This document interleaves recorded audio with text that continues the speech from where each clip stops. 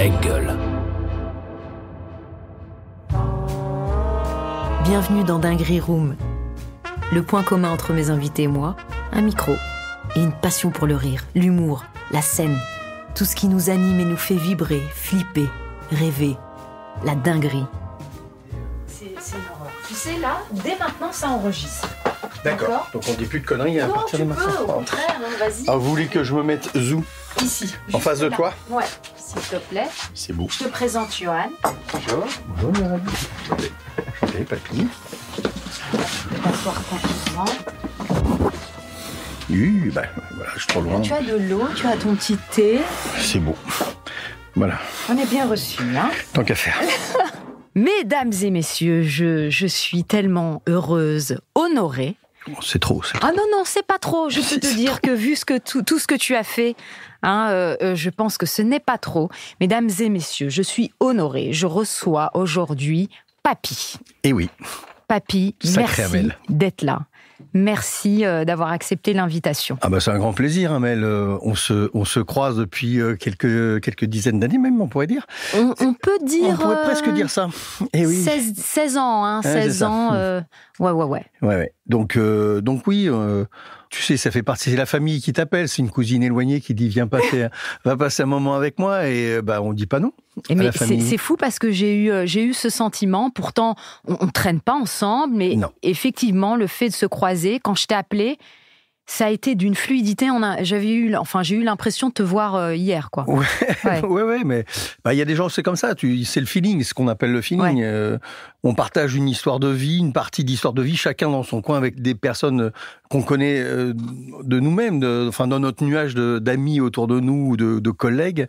Il y en a beaucoup qui se croisent quand même. Il y en a beaucoup, ouais. Et je voulais absolument qu'on discute ensemble parce que je sais qu'il y a beaucoup de jeunes stand-uppers qui écoutent le podcast Dinguerie Room. Bienvenue. Et c'est vrai que tu n'es pas stand-upper, donc tu es metteur en scène. On dit de toi que tu es le pape de l'impro.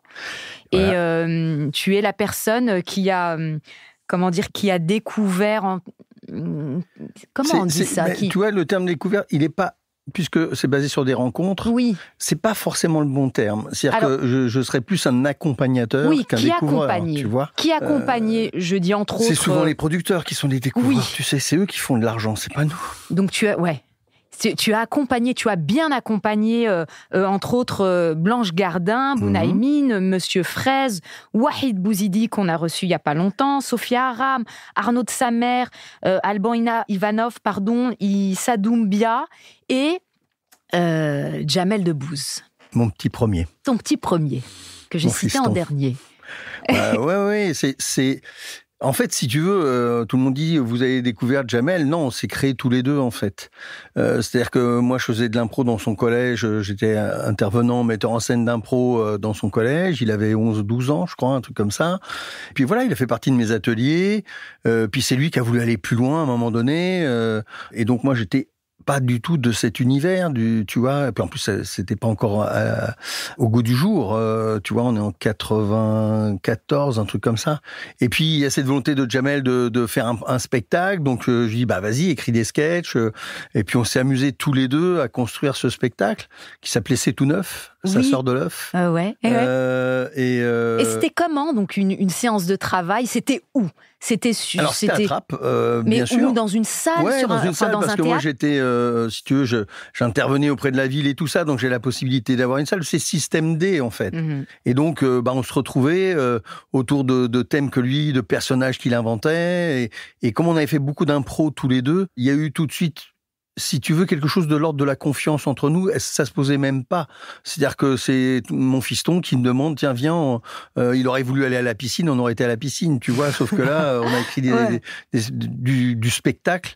On est un peu comme des Monsieur Jourdain, nous, tu vois, on a fait de l'art sans le savoir, on a fait de la culture sans le savoir, on a fait du théâtre sans le savoir, et en le découvrant. Et c'était aussi ça qui était chouette, c'était de découvrir, tiens, qu'est-ce qui va être le plus efficace, parce qu'on était dans l'impro, on est des improvisateurs tous les deux, donc c'était chercher de l'efficacité et effectivement de la façon de se donner à voir et de se faire entendre. Et puis souvent ce que dit Jamel, il dit mais papy, il a eu pour moi de la considération. Moi je m'en fous d'où tu viens, qui tu es, ton passé et tout ça. Qu'est-ce que tu as à donner? En fait, c'est ça qui m'intéresse. Et donc, au moment où tu accompagnes Jamel, c'était son premier spectacle, il y a des séances de travail. Donc, dans cette salle, à la fin, il y a un spectacle. Et donc, il va se produire sur scène. T'es dans la salle. C'est quoi les sensations que t'as ? Quand tu vois le spectacle du début à la fin, la première fois qu'on le fait, c'est à Trappes, et c'est un 1er avril, je crois que c'est 95, 1er avril 95. Tu te souviens de tout. Ouais, parce que c'est à la salle Jean-Baptiste Clément, c'est là où on faisait nos matchs d'impro, et puis on organise ce spectacle de Jamel. Et qui vient dans le public ? En fait, si tu veux, moi j'avais une culture de l'impro importante dans la ville de Trappes. Les gens disent, tiens, il y a Papy qui organise un spectacle, on vient voir, tu vois, donc on se retrouve quand même avec, 200 personnes quand même dans cette salle. Et Jamel joue son spectacle pour la première fois, et là, je vois l'enthousiasme du public. Après, je me dis, ouais, non, mais c'est facile, on est chez nous, c'est nos potes, donc on va aller dans la ville d'à côté, c'est nos ennemis, ils nous aiment pas, et donc on va à La Verrière, qui est la ville d'à côté. Oui. Et comme il y a cette culture de l'impro et tout ça, que Jamel fait partie des joueurs, il y a un public qui vient aussi. Et là, je m'aperçois que ça marche encore. Aussi. Alors je dis, mais là, on est à La Verrière, c'est la banlieue. On va aller en cours. On va aller à Rambouillet. On va aller chez les Rambolitains, l'écu serré, le côté Cato. Il y a peut-être un truc un truc qui s'appelait l'usine à chapeau. Et je lui dis, écoute, il y a un plateau, viens, tu passes 3 sketchs et on voit. Et là, le public adhère à fond dans ces personnages. Et là, je me dis, tiens, il y a un côté universel qui se dégage de ce que dit Jamel, de la façon de le raconter. Il embarque les gens. Alors, on avait testé plein de choses. Donc, après, on a été à la fête de l'UMA, dans la paille sous la pluie.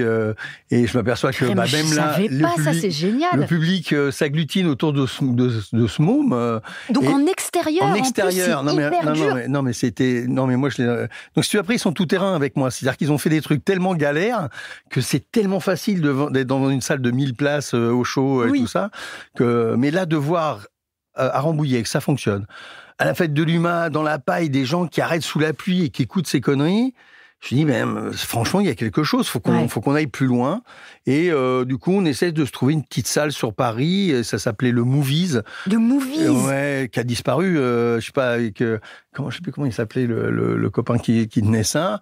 Et puis, on a un petit créneau, mais c'est en pleine, comment dire, il y avait les grèves étudiantes, enfin, c'était le bordel, c'est 95 à la rentrée. Ça aurait tout pour ne pas trop marcher. Ouais. Mais, écoute, on s'accroche, on y vient, on vient de Trappes, on fait ce truc-là. Et puis... à ce moment-là, vous donnez rendez-vous à Paris, t'es là tous les jours ou t'es là, tu viens de temps en temps? Moi, je suis papy, quoi. C'est-à-dire que l'accompagnateur, c'est moi qui... t'es dans la salle. C'est moi qui l'emmène, parce que les transports en commun, on l'a pas. Donc moi, je pars de Trappes, on arrive... T'as une petite voiture à ce moment-là? Ma Peugeot 205 de l'époque, tu vois. J'adore. Et puis voilà, et puis c'est son frangin qui fait la régie, c'est Mounia Aram qui fait... la sœur de Sophia, qui fait aussi tout parce qu'il fallait s'habiller, changer de costume et tout ça, qui nous accompagne. Donc c'est tout le 78 c'est toute cette bande de Déclic Théâtre qui est solidaire autour de ça.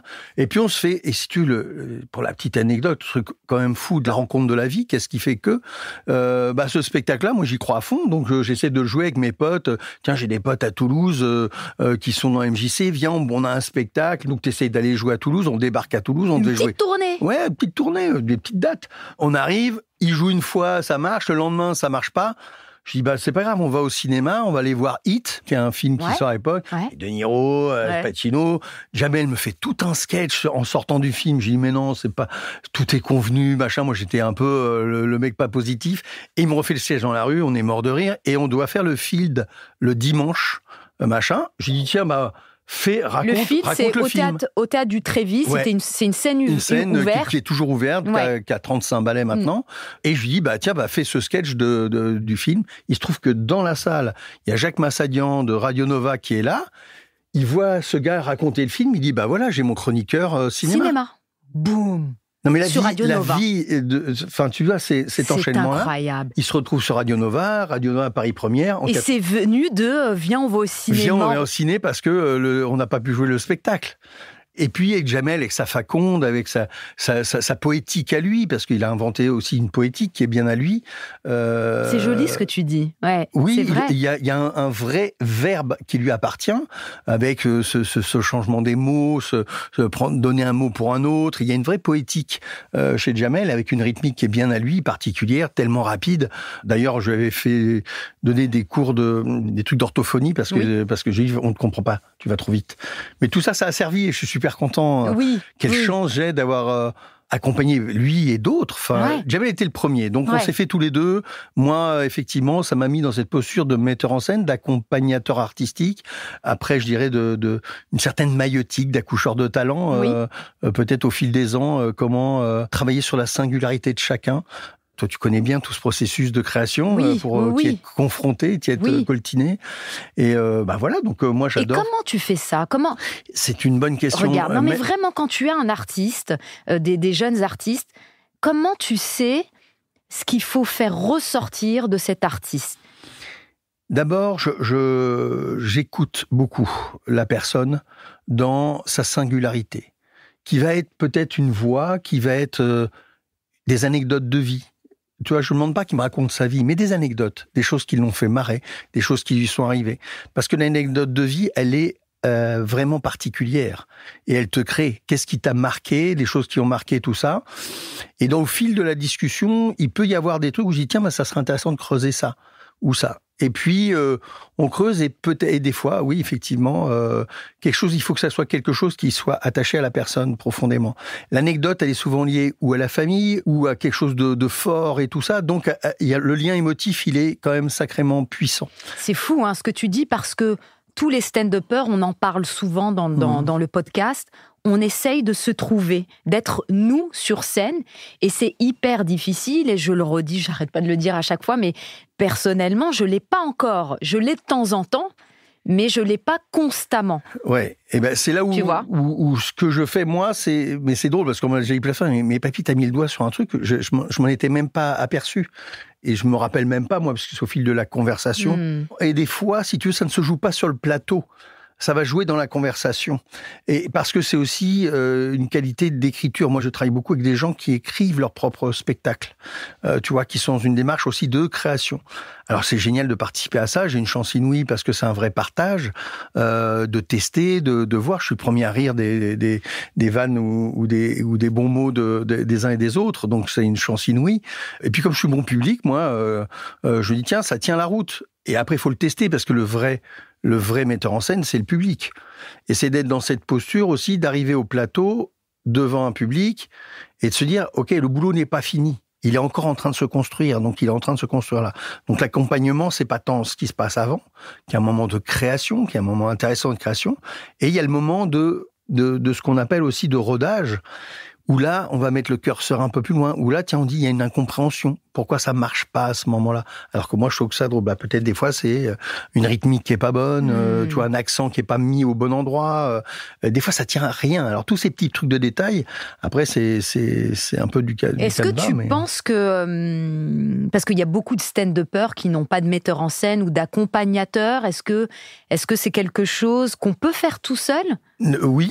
Je dis assez vite que moi, un bon metteur en scène, pour moi, c'est quelqu'un qui, au bout de la 10-15e, n'a plus besoin d'être.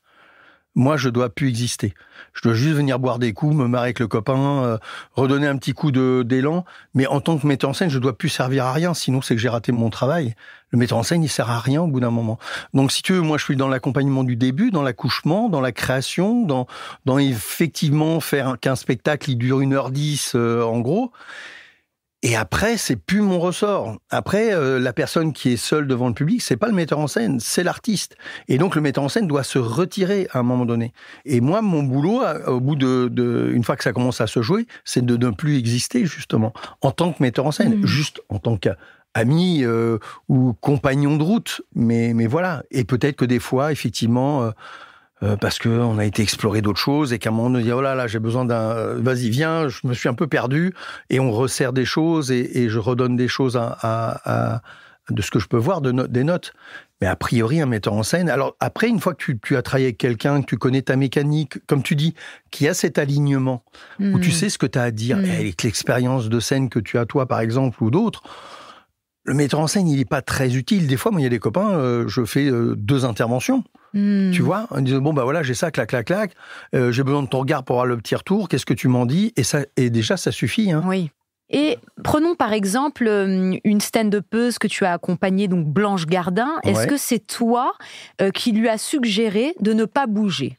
Écoute, tout le monde parle de ce... Voilà, écoute, enfin, papy va parler. Ouais, est-ce que, je suis très heureux de ça. Moi, j'ai beaucoup travaillé avec elle. Elle bougeait dans tous les sens. Voilà. Elle faisait des sketchs, elle bougeait partout et d'un coup... Elle n'a plus bougé. Ouais. Écoute, ce qui s'est passé, c'est que... Alors, tu sais, Blanche, ça a été compliqué. Elle a eu un moment...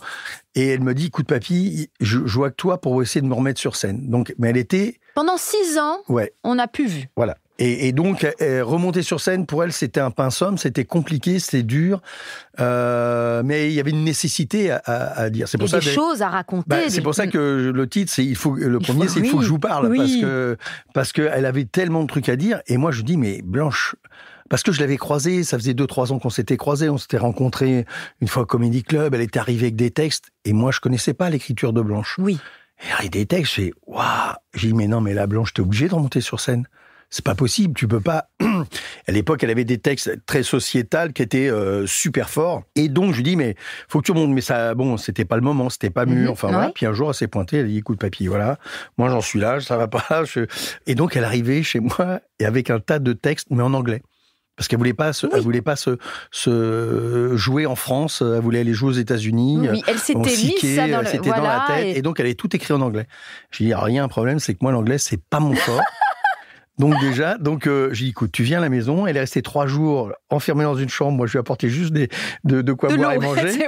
Et elle a tout réécrit en français. Et on a travaillé là-dessus. Et après, elle voulait pas remonter sur scène. Elle avait vraiment peur. J'ai dit, écoute, je vais te mettre un micro.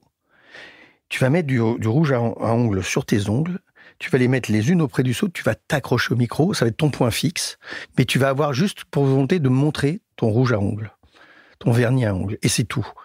Et du coup, ça a été son point d'appui. Et ce qui est super, c'est qu'elle a gardé ça comme marque derrière. Et c'est quelque chose et je trouve ça génial, quoi. Donc de rassurant et d'avoir ce point d'appui. Elle a ce point d'appui, oui. Et du coup, quand elle le lâche, il y a cette énergie de Blanche que les gens ne connaissent pas, mais toi tu la connais, parce que tu as joué avec elle au plateau. Et donc d'un seul coup, il y a cette énergie qui revient, elle revient, et cette capacité d'écriture incroyable, qui sur un même thème va avoir 2, 3, 4 niveaux d'écriture, elle va toujours un petit peu plus loin. Tu penses que ça va s'arrêter, et elle t'en met une petite couche, et elle t'en met une petite couche. C'est ça qui est fabuleux dans son écriture. Et je lui dis, t'as inventé un rire que je ne connaissais pas, c'est le rire pourri.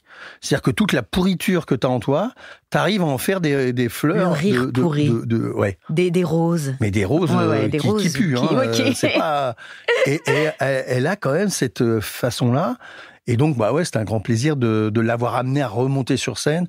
Bon, je peux dire qu'elle me maudissait à chaque fois qu'elle montait sur scène. On était à la Nouvelle Scène. Oui, j'étais les premières parties de Boone à l'époque. Mais après, il y avait une nécessité pour elle à remonter sur scène. D'ailleurs, on l'a bien vu dans ses spectacles. Maintenant, je lui dis, écoute, je t'attends quand tu auras travaillé ton clown, parce que t'as un super clown. Ah oui. Donc elle n'ose pas encore. Et c'est fou parce que là, toutes les personnes que je connais un petit peu quand même, Blanche Gardin, Bounaïmin, tous sont... Tu viens un peu comme un sauveur à chaque fois. Alors c'est vrai qu'ils sont pas dans un bon état. Wahid Bouzidi, il y a pas longtemps. Non mais Blanche, elle sortait, c'est pas une, elle sortait d'HP quand même quand je l'ai rencontrée. Donc la fois où elle est venue me voir, donc Boone, il était en phase de clochardisation, on va dire. Oui, je me rappelle très bien. Donc c'était compliqué. On se permet d'en parler parce que puis ça se connaît, voilà. Donc, et Wahid Bouzidi qu'on a reçu il y a pas longtemps. Qui sort de 3 AVC. Et que ce spectacle lui sauve clairement la vie. Eh ben écoute, c'est beau de le voir se relever, justement, et c'est pour ça que je lui dis, c'est le titre, quoi. Tu te relèves et tu nous racontes aussi ces épisodes de vie incroyables, la violence qu'il a pu subir lui en tant que personne de forte corpulence. Et pareil, je lui ai fait raconter ça. Tu vois, on a discuté beaucoup de tout ça, et je dis, mais ça, il faut arriver à en rire, il faut qu'on arrive à... Et voilà, et donc il est en train de le construire, de finir de le construire et tout, et c'est un beau Et puis c'est un bel être humain. Ouais, c'est de la générosité sur pattes. Ouais. Donc, moi, je ne peux avoir que l'humilité d'accompagner quelqu'un comme ça. C'est super. Enfin, c'est une belle chose. Est-ce que tu accompagnerais quelqu'un qui va très très bien, tout va bien? Alors oui, j'ai accompagné. Non, mais j'ai accompagné. Là, je bosse avec Chloé Oliveres ou Marc Fraise. Ils vont très bien, tu vois. Ah bon? Marc Fraise, il va bien. Il est fou, mais il va bien. Il est fou, mais il va bien. Quel génie, j'adore. C'est pour moi un des plus grands burlesques français, au même titre que pouvait l'être, comment il s'appelle ma langue fourche, Tati, voilà. Ah, Tati, voilà. Oui. Tu vois, de cet ordre-là, une capacité à nous emmener. Alors lui, c'est un autre type de rire, puisqu'il va nous emmener là où on n'en peut plus, en fait, et où d'un seul coup, les gens craquent. Mais il y a du génie chez cet homme. Il y a un vrai génie. De la scène. Mais tu vois, par exemple, avec Marc, j'ai rien à apporter à son clown. Parce que c'est un grand clown. Et donc, j'ai rien techniquement à lui apporter. Et comment vous travaillez avec Marc? Alors, on travaille beaucoup sur, justement, Marc, on parle. Et puis, à un moment donné, tu sais, tu parles avec des gens et il y a 10-15 minutes d'efficacité. Il a fallu tout un moment, parce que le mot travail n'existe pas dans le vocabulaire de Marc. Si tu dis on travaille, il se bloque. Donc on ne travaille pas, on crée ensemble. C'est bien ça, ouais. Il y a des thèmes, on parle du thème, on l'annonce, et ça va se faire au plateau. Il y a une ligne directrice, et au plateau, il va laisser son clown. Oui. On cherche. Interpréter, chercher, tout ça. Puis après, il y a des rendez-vous. Alors, il y a des grands rendez-vous, des plus petits rendez-vous. Et puis, on affine au fur et à mesure du jeu. Où il y a Chloé Oliveres aussi qui va très bien. Et tout. Mais c'est toujours des belles... Enfin, moi, je trouve que c'est à chaque fois une aventure. Ouais. Accompagner quelqu'un, c'est une aventure humaine déjà. Et puis, je trouve que c'est le propre de l'homme d'être dans cette capacité à créer. C'est-à-dire que j'ai jamais vu des fourmis dire « ce soir, je fais un plateau. Vous venez les fourmis, on se voit ce soir, ou des mammouths ou autres. Les animaux, ils font pas ça. Il n'y a que nous qui disons « Viens, je vais te raconter des histoires qui n'existent pas ou qui ont existé. Je vais te faire rire. » Il n'y a que nous qui faisons ça. Et moi, je suis à cet endroit-là. Quelle chance j'ai. C'est incroyable. Alors moi, je suis très heureux d'accompagner tous ces gens-là. J'ai fait le compte, là, tu vois, cette année. Entre ce qui débute, entre ce qui se fait et tout, j'ai une 15aine de personnes que j'accompagne. En ce moment-là, sans compter ceux que j'ai cités. Voilà, c'est ceux de cette année. Ceux de cette année. Ouais. Alors, en comptant quelques-uns de ceux que tu as cités, comme Chloé ou Marc, mais il y en a d'autres. Et peut-être qu'on ne les connaît pas, mais c'est pas grave. Et peut-être qu'on les connaîtra pas non plus, parce que c'est aussi une démarche qui est une démarche humaine. Oui. Tu vois, que ça soit Angélique, qui est une jeune femme de Trappes, qui vient me voir, qui a eu une opération du sein, et on fait un truc, il y avait la journée sur le cancer, et donc elle fait un spectacle là-dessus. Mais elle avait tellement de choses à nous raconter, elle, que le quart d'heure qu'elle devait faire s'est transformé en 50 minutes. Waouh! Parce qu'elle avait des choses, et elle le racontait qu'un brio incroyable, avec une générosité folle, et donc du coup, je dis, maintenant que t'en es là, allons jusqu'à 1h10, quoi, tu vois. Faisons ce spectacle. Ou la dernière, ça va être une jeune femme qui vient voir un plateau que j'organise à Trappes et qui dit tiens, j'aimerais bien essayer la fois prochaine. Et je la rencontre, on voit ce qui est pareil, et puis effectivement des anecdotes de vie incroyables qui font que. Donc je reste enthousiaste. Je suis un enthousiaste, je pense. Et du coup, je communique un enthousiasme à des gens qui doutent des fois à des moments donnés. Et moi, je doute pas. Hein. Je trouve qu'on a tellement de choses à raconter, donc j'ai aucun doute là-dessus. Ouais. Après. L'expérience, le plateau, enfin, tu vois, comme toi, les gens qui ont cette expérience-là. Et ça veut pas dire qu'on n'est pas détendu, parce qu'on sait aussi la charge qu'il y a de monter au plateau. Mais la nécessité de se raconter, alors tout le monde l'a pas de façon forte, et aussi la place du public. Le public, c'est celui qui n'a pas eu le temps ou l'espace de faire ça dans son travail. Donc, il a besoin, dans l'heure et demie avec qui tu es, il a besoin que tu le fasses voyager, que tu le reconnectes avec son imaginaire, avec des anecdotes qui lui rappellent les siennes peut-être, qui fait que ça fonctionne. Donc, Et c'est marrant parce que tu accompagnes au début. Oui. C'est souvent des premiers spectacles. Exactement. Et après, parce qu'après on te voit plus. Ouais, mais parce que je crois aussi. Alors des fois, est-ce que c'est voulu? Est-ce qu'au moment où ils deviennent très connus, ils veulent travailler avec d'autres gens ou Et je les incite même à ça. Ouais. C'est-à-dire que si tu veux Alors après, il y a des gens qui ont travaillé aussi un peu avant, mais souvent, effectivement, c'est les premiers ou deuxièmes spectacles. Oui. Et après, si tu veux, ce que j'ai apporté moi, je sais pas que j'ai tout donné, mais si je leur ai fait trouver cette position dont tu parles, ils ont pas, ça y est, ils ont plus besoin de moi pour la reconnaître. Maintenant, des fois, ils ont plus besoin de dramaturges, de co-auteurs ou de choses comme ça pour pouvoir se rénover, aller sur des thèmes et autres. Alors après, il y a comme Marc où la complicité est telle. Parce qu'on se reconnaît l'un ou l'autre dans la clownerie qu'on peut avoir l'un et l'autre. Et donc, du coup, on part sur un deuxième. Sur d'autres spectacles. Mais j'ai jamais été plus de 3 parce que je dis non, il faut que vous changiez. Il faut que quelqu'un vous interpelle autrement parce que vous allez plus entendre ce que je vous dis. Tu vois, et parce qu'on est habitué. Et donc, c'est plus pareil. Il faut avoir cette petite distanciation d'être dans la salle. Je suis le metteur en scène. Je peux me permettre de dire des choses en toute confiance et tout ça. Mais quand il n'y a plus ça, ça peut être compliqué de parler à l'autre. Et l'autre va avoir du mal à m'entendre, parce qu'il a déjà entendu, et alors qu'une autre personne va lui dire la même chose, mais avec ses mots. Et donc, du coup, ça va être audible pour lui. Il dit, ah bah oui, il l'a dit. Ouais, c'est ce que je te dis depuis un quart d'heure. Mais... Donc, il faut savoir, à ce moment-là, il faut savoir se retirer, parce que le but, c'est que la personne s'éclate à faire son spectacle, pas que mon nom soit en bas de l'affiche, tu vois. Mais il y a un truc... Il y a beaucoup d'humilité chez toi, il y a quelque chose de très social, un vrai don de soi. Mais est-ce que tu gagnes de l'argent ? Alors, souvent, les gens pensent que non, je ne gagne pas tant d'argent parce que c'est les premiers spectacles où les gens n'ont pas de thunes. Mais c'est pas juste, c'est ça qui m'énerve. Je sais. C'est qu'après... Ouais, je sais que... Et j'ai fait mon deuil de ça. Ok, donc parce que je me suis dit, non, qu'est-ce que je préfère ? C'est être à cette place-là de toute manière. Là, sur les 15 spectacles que je suis, est-ce qu'il y en a qui me payent ? Ouais, il y en a 2 qui payent. Les autres... Non, alors par contre, tu vois, en revanche, plutôt, là, je bosse pas mal avec la ville de Trappes, où on va mettre en place une papinière. C'est super comme mot, oui. Et il y a un vrai... le maire de Trappes a dit, mais papy, moi, ce qui m'intéresse, c'est toi, l'être humain, ce que tu as réussi à faire pour cette ville. Si tu peux arriver encore à faire que de jeunes de Trappes, ou même alentour, mais qu'on puisse profiter encore de tes compétences. Donc là, je suis payé par la mairie de Trappes pour faire ce travail d'accompagnement artistique, entre autres. Et voilà, je suis artiste associé à la ville, tu vois. Donc, c'est canon. Donc, ouais, c'est super. C'est très beau de la part d'Ali Rabet, le maire de Trappes, d'avoir compris ça sans que j'ai eu à quémander quoi que ce soit, tu vois. Il m'a dit, mais papy, mais bien sûr, quel bonheur pour nous de t'avoir là. Et puis voilà, puis j'ai réussi un coup d'enfer, c'est de jumeler la ville de Trappes avec la Comédie Française. Ah, mais ça, c'est formidable. Écoute, donc, si tu veux, voilà, de pouvoir faire profiter. Oui, et puis tu fais du bien à la ville, et c'est fou. C'est fou. Voilà, et voilà, effectivement, la réussite des uns et des autres. Alors, je vais te passer tous les petits soucis qu'il y a les coups tordus ou tu sais, comme moi, c'est un milieu qui est des fois un peu compliqué sur ça, et que la réussite est souvent liée aussi à des postures où tu reconnais pas forcément les gens. Tu dis, bon, bah, là, moi, j'ai pas envie d'avoir des regrets.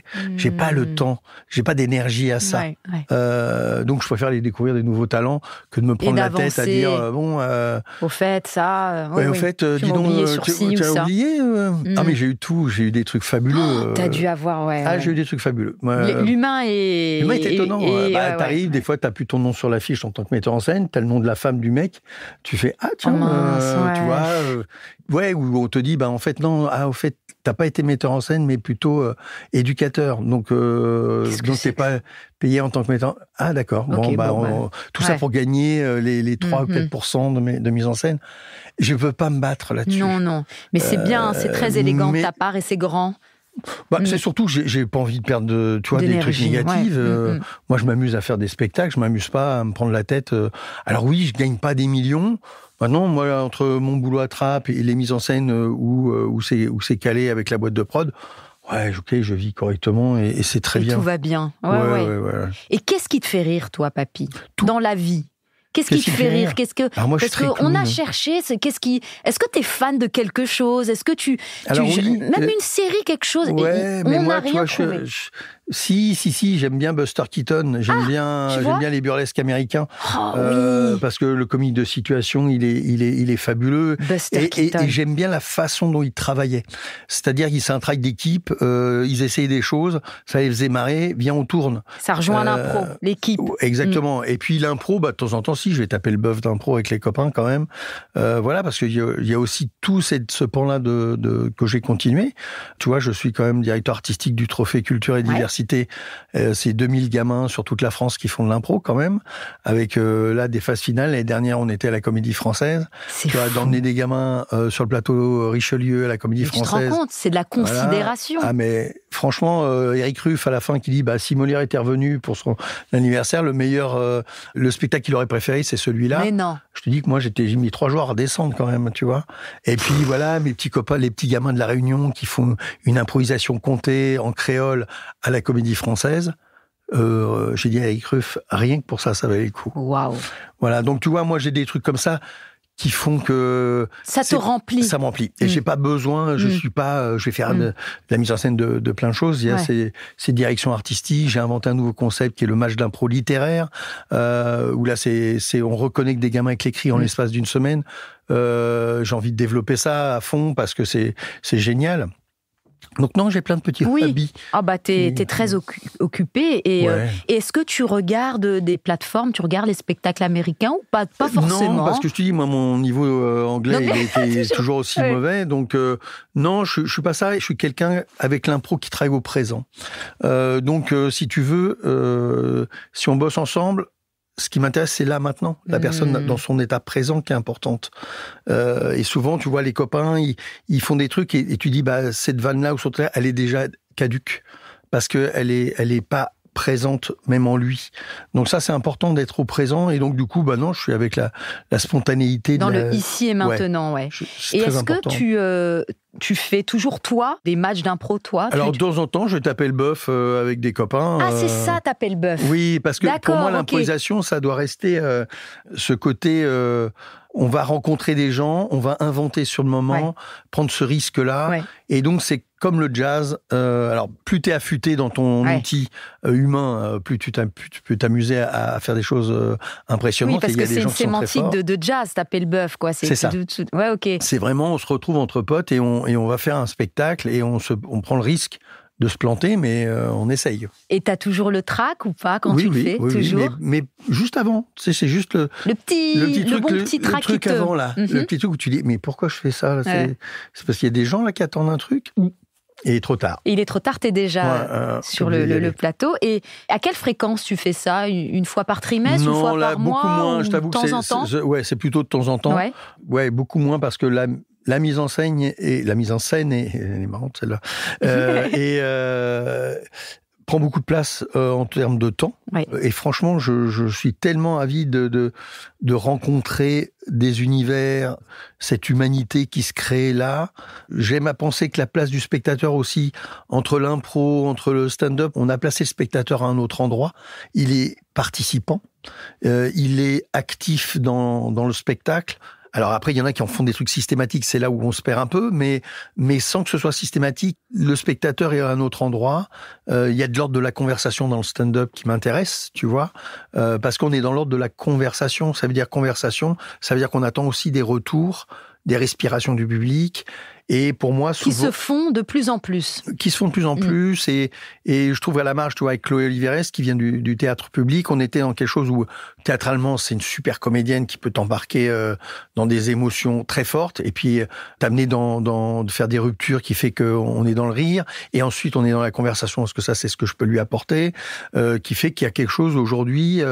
Des spectacles un peu hybrides, où à la fois tu as des stand-uppers ou autres qui ont envie de faire du théâtre, qui ont envie de raconter autrement les choses, mais en gardant toujours ces contacts au public, tu vois. Donc, il y a quelque chose. Oui, je le sens un peu. Et pourquoi pas? Ça bouge, ça bouge, ouais. Ça bouge, et je suis toujours intéressé d'être dans le mouvement, en fait. Et tu sais, moi, je pense qu'un stand-upper, d'ailleurs, je conseille tous les jeunes stand-uppers de faire de l'impro, même en stage, même pour comprendre quelque chose, parce que il se passe toujours des choses dans le public, il faut rebondir.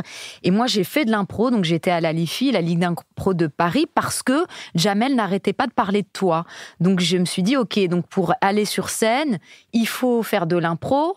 J'ai cherché dans l'annuaire à l'époque et j'ai vu ça, j'y suis allée, je me suis inscrite, j'ai fait un stage, après j'ai fait toute une année et ça aide énormément. Je pense qu'il y a plusieurs choses. C'est déjà maîtriser sa respiration. Respirer au bon endroit. Tu vois, si on arrive déjà à ça, on n'est pas asphyxié, le cerveau il fonctionne encore et tout. Et ensuite, il y a cette capacité, l'improvisation, c'est vraiment être au présent avec l'autre, comme on le fait là tous les deux. C'est-à-dire qu'on est en train d'improviser un peu, même si tu as une trame ou les choses à dire, on est en train d'improviser.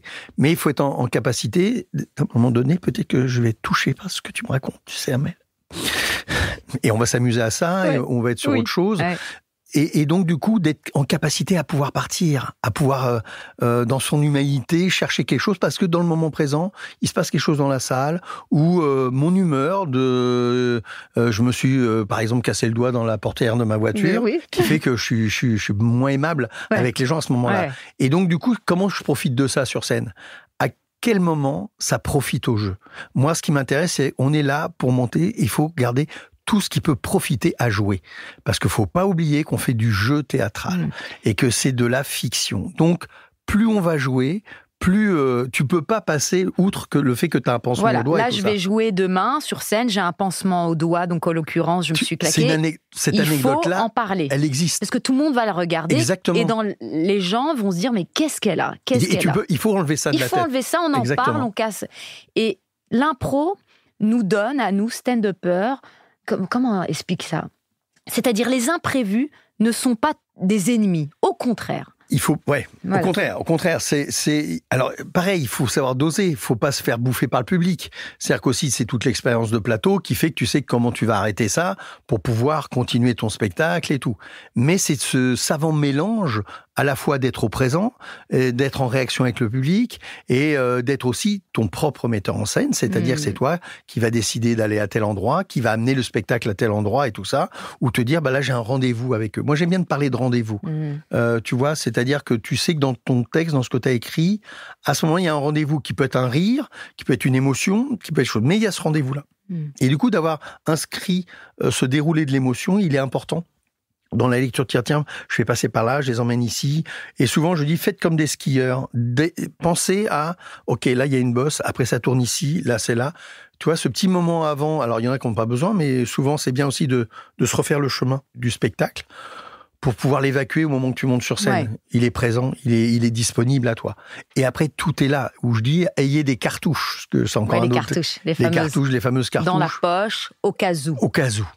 Il s'est passé ça un jour avec des gens, quand tu as l'expérience comme toi du plateau, tiens, telle réaction du public, tu sais que tu vas tirer telle cartouche. Elle apparaît pas, je la tire pas, c'est pas grave, j'avance. Après, ça demande un peu d'expérience. Mais... Et comment on affûte, comment on entraîne son impro ? Tu vois, par exemple, moi, j'ai arrêté les cours, bien sûr. Mais des fois, je me dis, ce serait bien que je refasse un petit stage et tout. Mais comment on l'entraîne ? Moi, je crois que, tu sais, à un moment donné, c'est une posture. Si tu as cette posture d'écoute, t'as pas besoin, toi, tu fais encore de la scène et tout ça. Si t'arrêtais la scène et tout longtemps, tu perdrais Moi, je sais que là, si je revais il y a longtemps que j'ai pas joué, je vais aller sur scène, je suis censé y aller dans peu de temps, là, devant les gamins. Il va y avoir un petit moment. Non, mais je sais, je vais être le cabot, je vais cabotiner, je vais en faire trop, je vais chercher le clown en moi et je vais dire, vas-y, à toi de jouer, parce que j'aurais peur. Et que voilà. Donc, après, je pense que c'est plus une posture, te dire, ok, il y a mon spectacle, mais il y a aussi mon public, il y a aussi ce moment-là entre nous qui doit être un moment qui va pas se reproduire. Même si le spectacle est le même. À part Blanche qui est à la virgule près et tout, et que tu pourras pas la faire dévier de ça et tout. Et encore, il y a des moments où elle se permet des petites choses. Mais sinon, non, il faut être... je dis souvent, c'est une Gestalt, c'est-à-dire que c'est un tout. Un spectacle, c'est pas qu'un texte, c'est aussi un être humain qui vient sur scène, qui va vibrer avec l'état dans lequel il est. Et donc, il peut pas faire fi de ça. Et à quel moment ça va devenir un prétexte à jouer ? C'est-à-dire se décaler suffisamment, de faire avec, mais qui va donner une couleur spécifique ce soir-là. Tu t'es engueulé avec un mec sur la route avant, t'es chargé de cette énergie de la négative, elle va te servir, peut-être que dans le passage, tu engueules quelqu'un, c'est le moment de libérer ça. Et du coup, ça va être très juste, parce que c'est là. Tu vois, c'est à quel moment tout ça fait que les couleurs de ton spectacle, j'aime bien parler de couleurs, mais vont pas être les mêmes.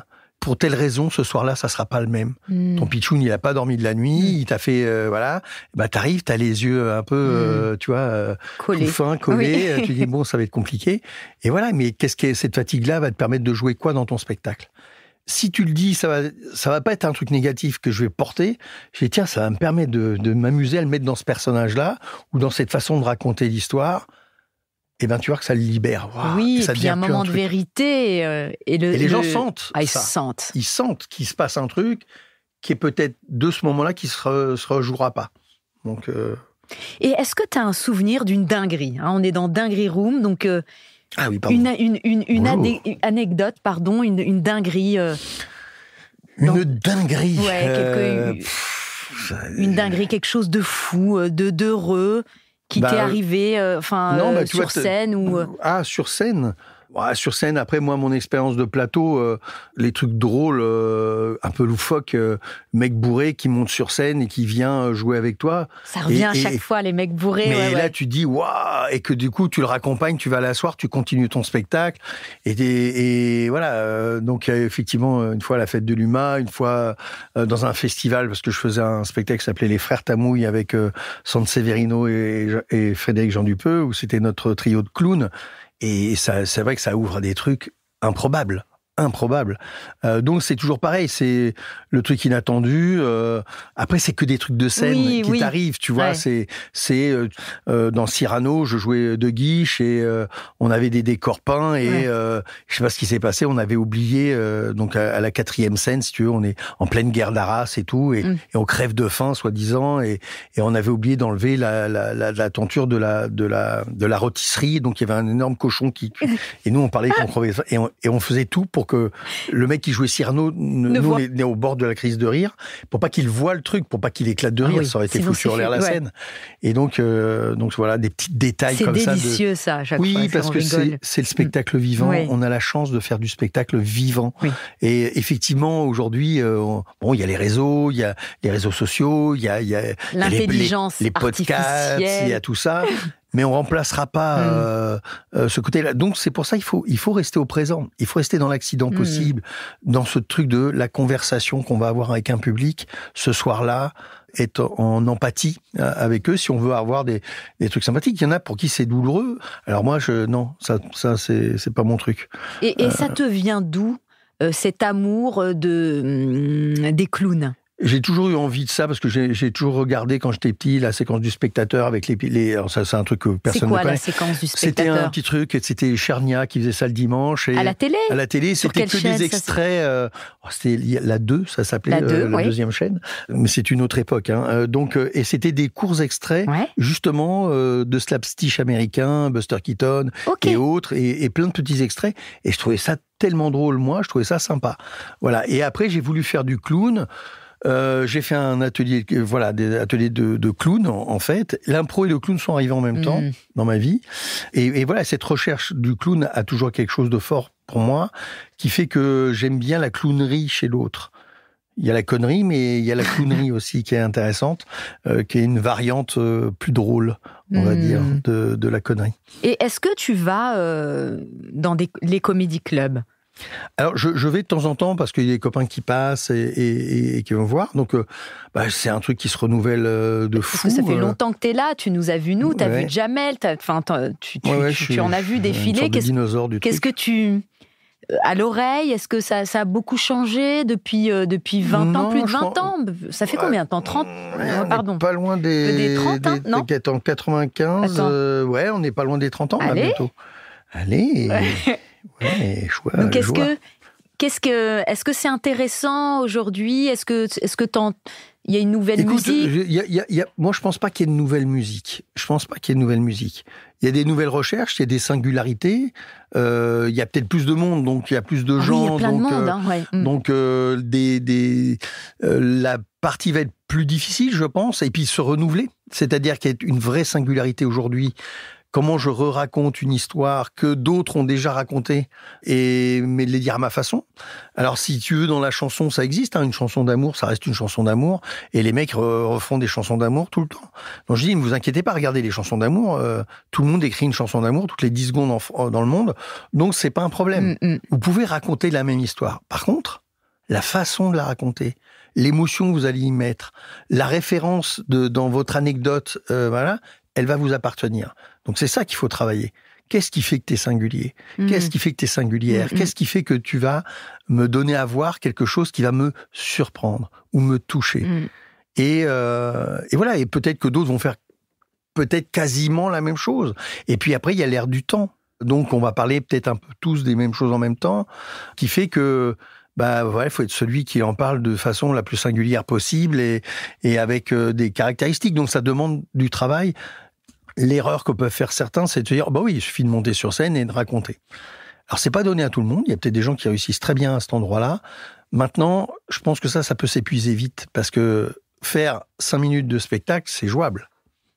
Faire 1h10, 1h30 de spectacle, c'est une autre affaire. C'est autre chose. C'est une autre affaire, c'est beaucoup plus compliqué. Il y a des histoires de rythmique, de soutenir un rythme. Et puis, on est tout seul au plateau à défendre. Toi, tu le sais très bien, Amel. C'est quand même une sacrée performance. Les gens ne se rendent pas compte à quel point c'est épuisant. Ah, c'est épuisant. Et que, en amont de ça, il faut être une journée le plus light possible parce que il va falloir tout donner en 1h30. D'un travail qui correspond à plusieurs mois de travail et à des gens qui ne supporteront pas que tu digresses ou que tu donnes pas. Donc, ça demande une énergie folle. Et moi, je crois que les gens se rendent pas compte. Non, parce que les gens se disent, mais c'est rien, tu travailles 1h30. Ouais, de 20h à 21h, donc sûr. Ça va. Non. Et surtout qu'après, il y a la redescente derrière. Oh la vache, tu dors pas ? Non. Voilà, donc t'es là, dans ton lit, et tu refais tout. Tu refais tout. Et tu te dis, là, j'aurais pu dire, mais pourquoi j'ai pas fait ça, enfin voilà, tout ce qu'on peut faire derrière. Donc du coup, le lendemain, t'es pas clair. Donc, ne serait-ce que faire un spectacle, et quand tu refais ça plusieurs soirs de suite, les gens disent, mais ce qu'on voit, ils sont fatigués, ou ils ont un burn-out, ou ils ont machin. Mais non, mais vous vous rendez pas compte. C'est la charge mentale d'un spectacle, elle est, moi je dis souvent, attention, vous êtes des pilotes de Formule 1. C'est-à-dire que vous n'avez pas le droit à l'erreur, sinon vous allez dans le mur, que vous devez avoir un entraînement de haut niveau, vous avez intérêt de vous désaltérer, et c'est pas le moment de se bourrer la gueule la veille d'un spectacle, parce que sinon vous êtes mort. Ouais. Donc, voire même faire du sport, avoir presque l'hygiène de vie d'un sportif de haut niveau. Moi, je crois ça. Ouais. Et on a reçu un stand-upper que j'aime beaucoup, qui est très fort, qui s'appelle Mustapha El Atrassi, et qui a arrêté sa carrière parce que c'était trop dur. Mustapha vient de l'impro aussi, il était à Tours. Ouais. Ah il a gagné des matchs. Et il était venu jouer à Trappes, c'est la même génération que Issa Doumbia. Tout ça, trop bien. Tu vois, tout le monde vient de l'impro. Enfin, pas tout le monde, mais en tout cas, ils y ont goûté. Ceux qui, Ah, c'est chouette. Hein. Ouais, non, mais c'est important ce que tu dis. Effectivement, la posture de l'artiste, du seul en scène, c'est un tel challenge d'arriver à être détendu quand même, à être dans cette posture-là. Donner du moins le sentiment que tout va bien. D'être disponible à soi et aux autres, ça demande une charge mentale très très forte. Effectivement, je peux comprendre que Mustapha dise non, c'était trop. Il faut savoir le gérer, ça. Ouais, il faut savoir le gérer. Comment le gérer, ça ? Alors là, c'est plus question de vie, de posture de vie. Après, il y a ceux qui crament, on les connaît, qui crament, qui brûlent. Tu te dis, waouh, mais là, bientôt. Comme des rockstars. Et qui peuvent se mettre dans le mur à des moments donnés parce que. Alors après, il y a tout le rapport à la sensibilité, l'hypersensibilité souvent qui est liée au spectacle. Alors on le cache plus ou moins, on est plus ou moins hypersensible, on le montre ou on le montre pas, ou à d'autres endroits. N'empêche qu'on fait appel à cette hypersensibilité-là dans l'écriture, dans ce qu'on va donner à voir. Donc c'est aussi quelque chose qui peut bouffer de l'énergie, bouffer du... Ce qu'on raconte, si c'est de l'ordre de l'intime. Ouais. Donc, à la fois, puis après, vous devenez personnages publics. Toi, tu fais partie de ces gens-là qui sont des personnages publics. Donc, il y a aussi tous ces gens qui pensent que tu es leur copine ou leur cousine. Oui, dans la rue, tout ça. Dans la rue, qui t'aborde et tout, et que peut-être t'es pas disposé à les accueillir forcément. Et c'est l'énergie. Et ça bouffe de l'énergie aussi, parce que c'est une posture qu'on doit avoir. Donc on voit bien, et puis on voit bien s'il y en a un qui part en cacahuète, ou... Alors plutôt avec les réseaux sociaux, maintenant, t'as même pas le droit à l'erreur du tout. C'est-à-dire que il y a tout de suite toute une armée de méchants qui sortent des ombres, et ils sont derrière leur clavier, ils sont tellement contents de pouvoir faire mal à quelqu'un qu'ils le font. Et toi, tu es sur les réseaux sociaux ? Alors un peu, parce que comme tout, mais moi je suis déjà un vieux, donc moi je suis sur Facebook, tu vois. Tu n'as pas d'Instagram ? Instagram, si, j'essaye de temps en temps, mais j'y vais pour voir ce qui se passe. Ouais, ok.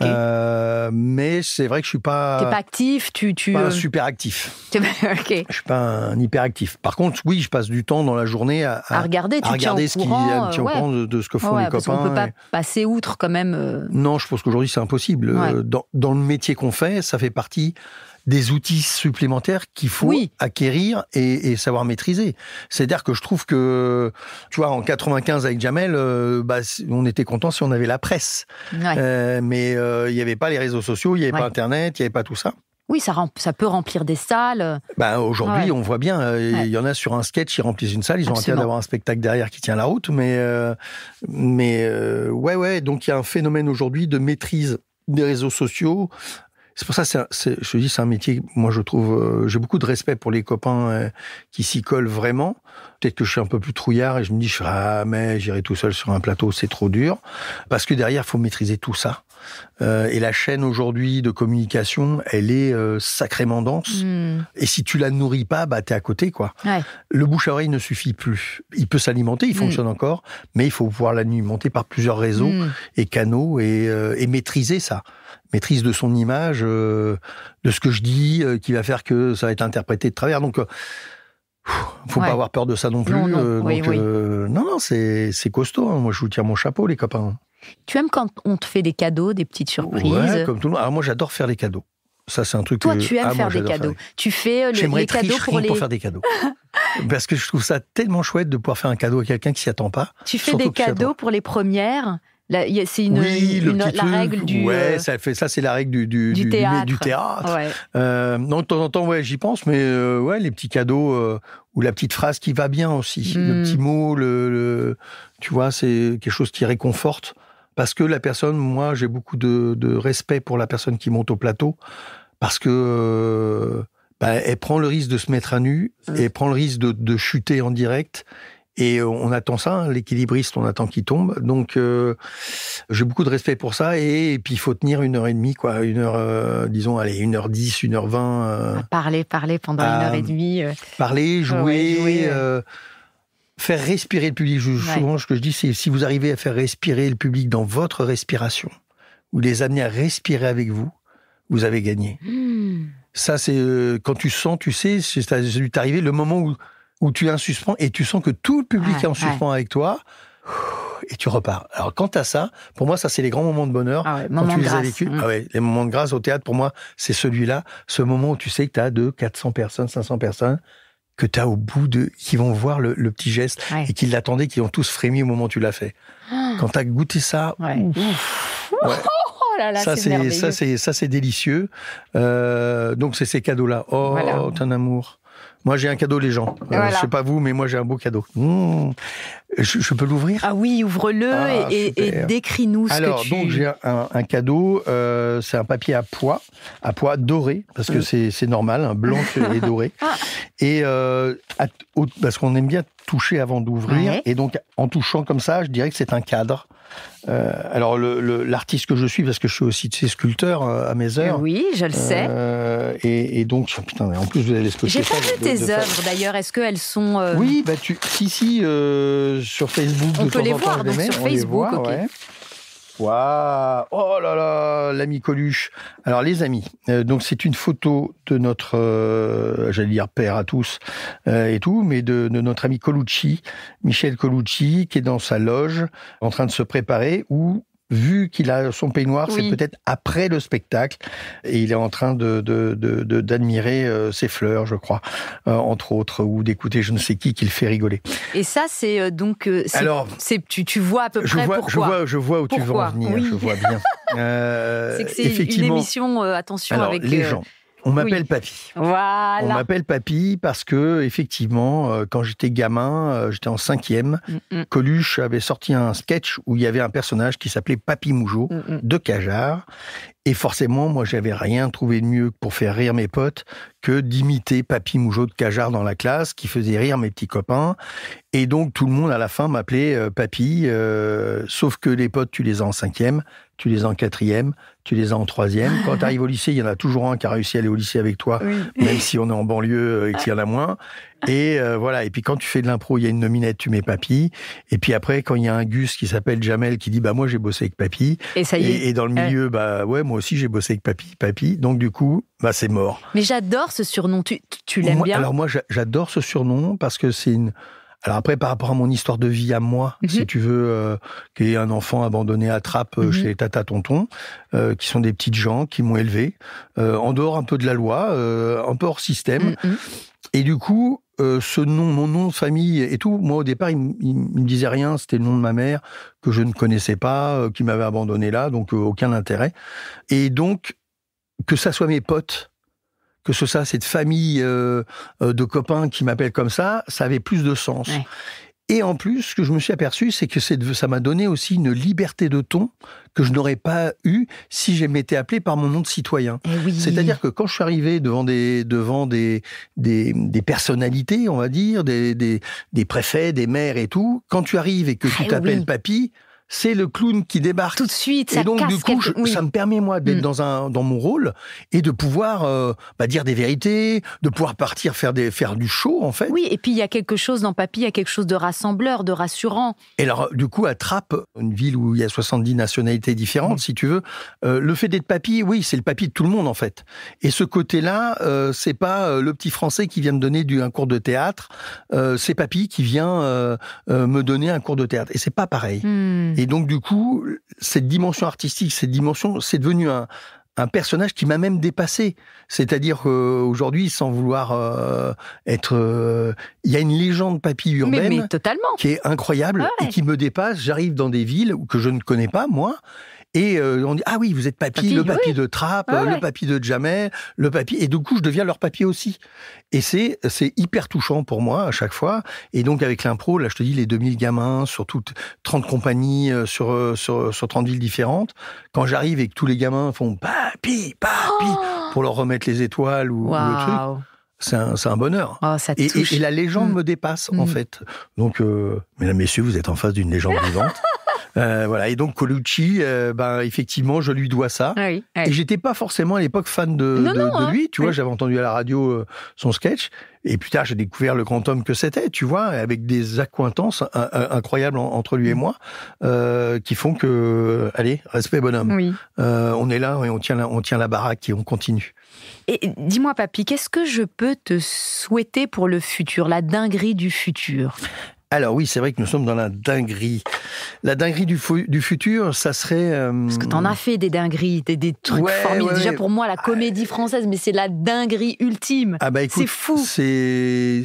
Si je voulais être fou, vraiment, ça serait de monter une pièce avec... de monter un classique avec des Blanches, des Boone, des Jamel, et de dire oui, on est aussi ces comédiens-là, de casser cette frontière entre la culture avec un grand C qui nous boude, qui snob un petit peu, qui nous snob un peu. Tu vois, j'ai fait des démarches pour essayer d'avoir un CDN. Je voulais avoir le CDN d'Aubervilliers parce que ça me semblait avoir du sens d'être là.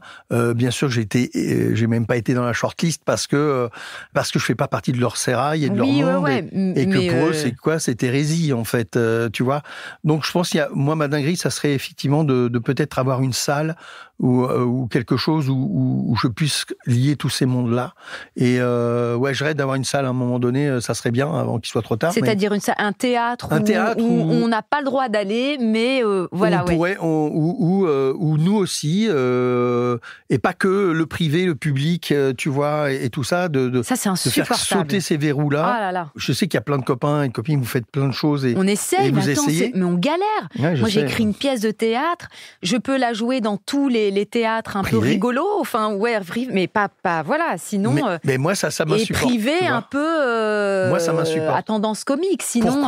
Pourquoi tu écrirais pas, tu serais pas la prochaine Molière? Pourquoi tu serais pas... Tu vois, moi, ça, c'est un truc qui me rend fou. Et nous, on donne les dossiers et tout, mais c'est pas encore... Non. Et donc, moi, je lâche pas l'affaire. Il faut continuer. On va les donner encore, les dossiers. T'inquiète pas, je suis sur le coup. Eh ben, écoute, je suis ravie que tu bosses sur ce truc aussi. Parce que, pour moi... ça serait une dinguerie de dire faisons sauter ces révoules. C'est là. Il y a des auteurs et des autrices qui sont super, et qui peuvent, ne les cantonnez pas, s'il vous plaît, à un simple truc d'écrire du one man. Il y a des pièces de théâtre à écrire, il y a du boulevard à réinventer, il y a des pièces de théâtre. Ok, moi j'adore Molière, je suis fan, tout ça. Mais c'est quoi et le théâtre contemporain, c'est pas simplement des trucs complètement abstraits où si t'as pas les codes, tu peux pas comprendre. Molière, c'est des fois d'une simplicité crasse. Et ce qui me rassure, c'est que Molière, au tout début, personne le calculait, personne ne voulait le programmer, etc. Et surtout, c'était le meilleur comédien. C'était avant tout un chef de troupe et c'est le meilleur comédien de son époque. Absolument. C'était le meilleur, c'était le Coluche de l'époque. Tu vois, donc oui, continue, lâche pas. Moi, je te dis, je me bats aussi à cet endroit-là. J'ai interpellé aussi la ministre Rima Abdul-Malak sur ça, en disant, et je pense qu'elle écoute, elle entend ça. Elle entend. Comment tu sais, elle répond? Oui. Elle répond. Ouais, j'ai un rendez-vous là le 6 juin, tu vois, avec eux là-dessus. Elle a bien parlé de la relève, si tu veux. C'est quoi la relève aujourd'hui du théâtre français? Il va falloir qu'il nous donne une part du gâteau parce que la relève, c'est aussi nous, je crois. Écoute, elle a l'air de l'avoir entendu, donc on va continuer. Et ça serait ma dinguerie d'arriver à faire un truc où effectivement dire c'est une pièce de théâtre écrite par Amel Chabi et on va la monter et parce qu'aujourd'hui, si tu veux monter ça dans le cursus culturel français, non seulement en plus avec le Covid, on va te dire mais revenez en 2025. Ah non, c'est insupportable. Non, il faut avoir de la possibilité de créer aussi dans l'urgence des pièces. Donc voilà, je suis ravie. Ça me fait plaisir que tu t'occupes de ce chantier qui est pas simple. Moi, là, ça serait mon dernier coup de maître à faire, tu vois, et tout, et je vais essayer de me battre dans ce sens-là. Et je te dis, le fait qu'Éric Ruff dise, mais papy, le boulot que tu fais, c'est comme le mien, et avoir eu cette considération de cette personne, lui, Anne Marais et Marine Jubin, qui m'ont dit, mais non, mais attends, t'as ta place à côté de nous, et au contraire, tiens, on t'ouvre les portes de la maison. Ah oui, tu dis, je me bats pas pour rien. Non, il y a vraiment des gens qui reconnaissent mon travail à cet endroit-là. Donc, à nous de nous battre, et si c'est pas moi, c'est d'autres. De toute façon, c'est inéluctable pour moi. Bon, écoute, je suis contente, franchement.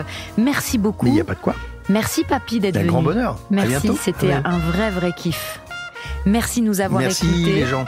C'était Amel Chabi et papy. Bisous.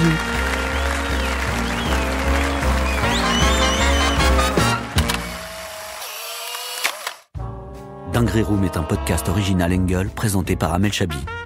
Productrice Clémence Friès, réalisateur Raphaël Fruchard, ingénieur du son Thomas Gabriel, coordinatrice de production Alix Pénichon.